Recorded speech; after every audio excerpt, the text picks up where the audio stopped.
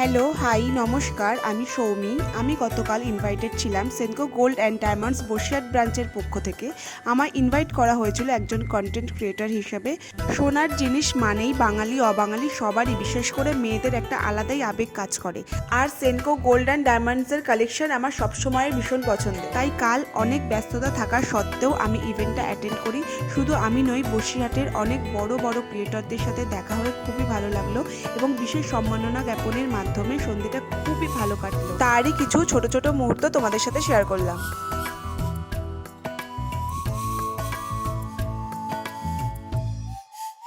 Boshihat Creator Community. Three cheers for Boshihat Creator Community. Three cheers for Senko Gold and Diamond Boshihat. Senko Gold and Boshihat, chuk chuk chio.